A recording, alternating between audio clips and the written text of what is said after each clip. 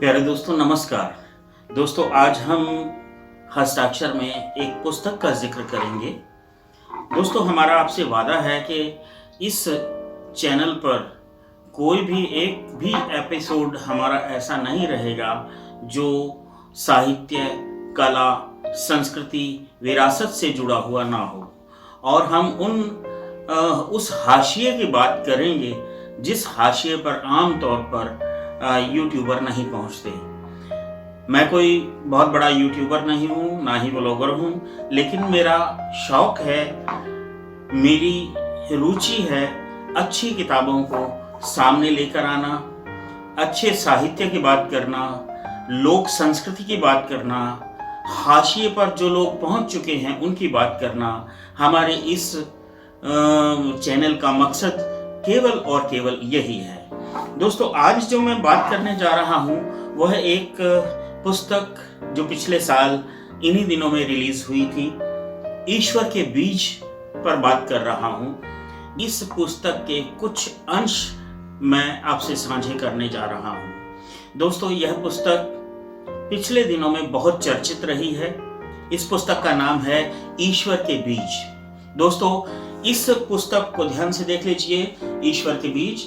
इस पुस्तक के लेखक हैं मशहूर, प्रसिद्ध, जाने माने आलोचक विनोद शाही।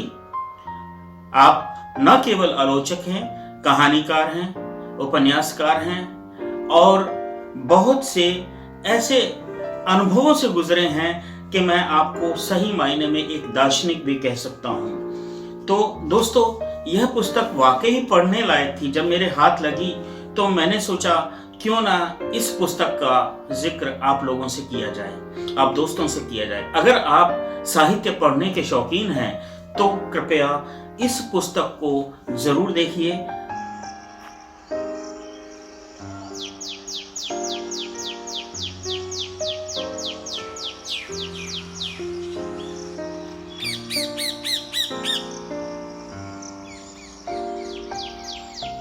प्रलय में कुछ नहीं बचता, कुछ भी नहीं, ईश्वर भी नहीं, सिवाय बीज के, ईश्वर के बीज। आज हम इस पुस्तक से कुछ अंश आपसे साझा करने जा रहे हैं।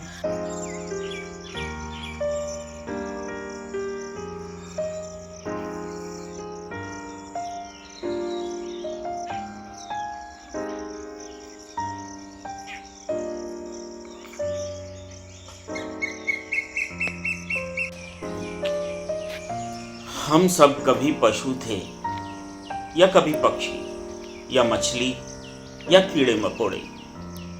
हम आदमी होते हैं पर किसी न किसी पशु को अपने भीतर बचाए रहते हैं।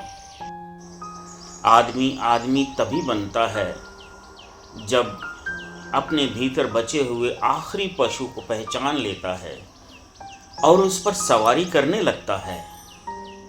देवताओं के चित्र तो देखे होंगे, सब किसी न किसी पशु पर सवार होते हैं। देवताओं ने पशुओं की सवारी बहुत कर ली, अब आदमियों की बारी है। ये एक खेल है ज्ञानी जी। अपने आदमी होने के अहंकार में हम अपने पशु को दबाते रहते हैं, मगर ऐसा करते हुए खुद पशु हो जाते हैं। आपने सुना होगा, हरि भजन करने वाला खुद हरि हो जाता है। हम मुंह से वाहेगुरु कहते हैं और मन में किसी पशु से जूझते हैं। यहाँ जंगल में हमारा ये अहंकार गिर जाता है, फिर हम पहली दफ़ा पशु होने को राज़ी होते हैं। उस दिन से हम आदमी बनना शुरू कर देते हैं। अपने भीतर के पशु को जानना हो तो यहाँ आ जाइए, रहिए पशुओं के बीच, फिर आपको पूछना नहीं पड़ेगा मैं कौन सा पशु हूँ। साहस दिखाने के लिए दो बातें काम आती हैं। एक यह कि आपको पता हो कि आप में दुश्मन को हराने की काबिलियत है, और दूसरी बात अनभिज्ञता। अगर हम नहीं जानते कि हमारे सामने वाला कितना ताकतवर है तो भी हम उस पर टूट पड़ते हैं।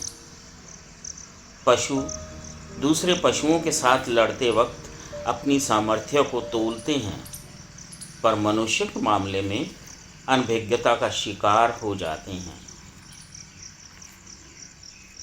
मनुष्य और पशुओं में यह फ़र्क साफ नज़र आता है।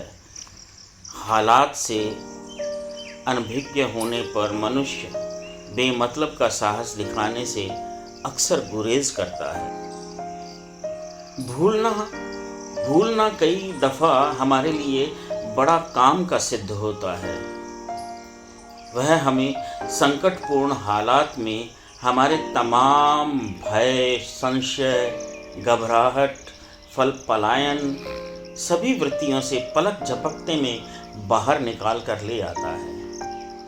अपने आप को भूलते ही हम अपने करीब हो जाते हैं, जैसे कि हमारा एक नया जन्म हुआ हो। बेहोशी अस्थायी मृत्यु तो है ही, और पुनः होश में आना एकदम नया हो जाने जैसा होता है। पर हम सोच समझकर ऐसा नहीं कर पाते, इसलिए हमें अपने आप को पूरी तरह छोड़ना पड़ता है। बीजी ने पूछा, राज बेटी कहाँ जा रही हो? बाहर गिलहरी से मिलने। एक गिलहरी यहाँ आती है। अंगूर की बेल के नीचे अक्सर वो यूं कूदती फांदती रहती है, फिर उधर की दीवार के ऊपर चढ़कर चली जाती है। मैं उसके आने का इंतज़ार करूँगी। हो सकता है उसने वहाँ मेरे पति के बाबत किसी गिलहरी से कुछ सुन रखा हो और वो मुझे बताना चाहती हो। मैं नहीं जाऊँगी तो उसकी बात कौन सुनेगा, कौन समझेगा? तुम गिलहरी की सब बातें समझ सकोगी? बाबा लखविंदर ने उससे पूछा। पता नहीं, पर राम जी जब समुद्र पर पुल बांधने लगे थे तो एक गिलहरी उनकी मदद के लिए आई थी। गिलहरियाँ आदमियों से ज़्यादा समझदार होती हैं, कहती हुई राजविंदर अचानक कमरे से बाहर चली गई।